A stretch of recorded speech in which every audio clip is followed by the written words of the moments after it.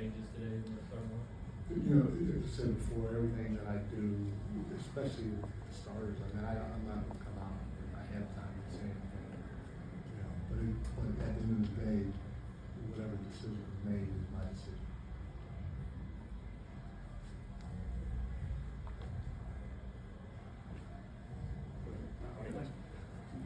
With the team that thrives in transition, I know you guys like to crash the offensive glass. How do you strike that balance where they put enough pressure on the offensive glass, but then you also have to cover yourself on the back end if they get out and run? Like how does a coach approach that? We got to crash the right way. We're not always crashing the right way. You know, when we crash, there's rules where you come from and how you do it. And a couple of times we haven't done it right, which can give them an advantage. But there were two for sure, maybe three possessions in our last game. We shot a layup, but the guy that shot the layup fell down. So and they hit 2 threes in transition, maybe even 3 threes in transition. So that you know, you take those away and it's a pretty good transition night. So when we hit the ground, I mean, we got to be back up and play the next play speed right away. We can't take the time to get down because they spread the floor, dicing is to the rim. You got to stop dicing at the rim, and then they spray it, and we're not there to get the threes. So that's more important than that's probably the first step. The second step is to crash the right way, and then we'll be fine. They crash from anywhere. You know, there are a lot of teams that crash from anywhere. Mike, for the second half of game 3, when Juice was out there, he was really helping setting ball screens for Jalen. They looked like it was out to a really good role. What was working so well for those two, and what do you feel like they can The biggest thing, I say this all the time, is one of our biggest concepts is spacing. And so you can do what you want to do. If all 5 guys aren't spaced correctly, it's going to be tough to get bucks. And so our group spaced correctly. Deuce was, physical, because you can be physical offensively and physical defensively without foul.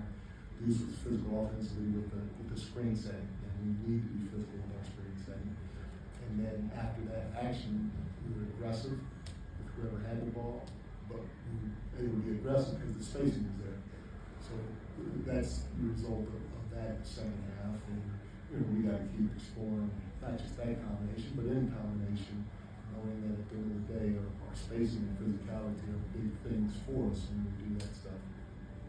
Mike, obviously targeting Jalen in those cross-match situations. What do you want to see from your defense when that happens? Say one more time. When Atlanta's targeting Jalen in the cross matches, just what do you want to see from your defense to kind of help them in those situations? Well, we mix them up. We mix it up so like Jalen's not always on that guy, but when he is, we got to make sure we continue mixing up our defensive coverages. We can give them one dose of something throughout the course of the game because they have really good players, and we have good players and good rhythm, and we're able to take advantage of what the defense is doing. So we got to keep trying to mix it up, which is what we've done in terms of sometimes putting them on, sometimes taking them off, and sometimes just hitting right away or firing right away, and sometimes not. So mixing it up is the best thing. Mike, they have a wild card prevention Kaminga who brings the element of athleticism to count for random play. Yeah. How do you counter that? We have to do a better job because we know what he likes to do. The tough part about it is you're not going to be able to take everything away. And he made 2 threes early as well as Mogai. And when you have 2 guys that are going in game 3 are combined, I think 1 for 9 from the 3-point line. Knock down 3 threes in the quarter gives them a little confidence. And so we're still not going to get a little tough. We got to live with those guys shooting threes and us being there to make the test. But the biggest thing is you got to try to keep them off the glass, keep them out of transition, and then his drives. He could drive right or left, first or left, and we have to do a good job of trying to keep him out of the middle 4 when he drives left because he hits some big shots. Start on the right side, get into the middle of the floor with his left hand and finish it, and we have to do a better job of trying to take that away. Mike, regardless of when you decided with the starting line, what would you consider? What were the biggest considerations for that decision? It's always what I feel at the end of the day, what's best for our group. Everything I do, it's about what's best for our group. Mike, 2 1-point games. The result notwithstanding, what have you liked about the process late? I mean, both players, coaching staff, like, I know you grow and learn through the nature of a playoff series, but are there good things happening as you see them late? No, for sure. The first thing you give Atlanta credit, and I think they probably say the same about us, but they're making us better, they're making us think. And so we have to be creative while we're not giving our guys too much by taking advantage of things that we find out every second of the game, the course of the game. And, obviously the biggest thing is you see the resiliency of our guys, the fight in our guys. And that has to stay there, especially during this time of the year. But in both the 1-point games, we give ourselves a chance. And if this bucket goes in down the stretch for us instead of for them, it's a different story. Hey, Coach.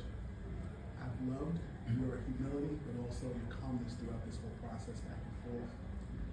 Through your experience as a coach in the NBA, do you draw any similarities of any situation similar to this series in the past? It's a great question. I mean, I'd have to think about it.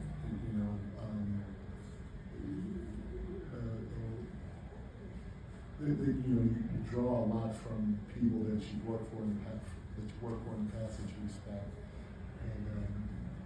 And for me, working for Pop, I grew a lot. I feel like I've grown a lot with a lot of guys I work with. But he always used to say during the regular season is the time to beat him up and go crazy on the sidelines and all that stuff. Because it's just one game at a time. You got practice and you move on to the next game. And during playoffs, you have to have laser focus. And if I'm going too crazy on the sidelines, it's a different type of pressure. The anxiety level for everybody else can increase. And so, I have to make sure I keep giving guys at this time of the year, I got to keep giving them confidence and more than anything else, because for the most part, the regular season and the preseason preparing for this moment, so you have a pretty good feel of what you should be doing with your game. Thanks, Coach. Thank you.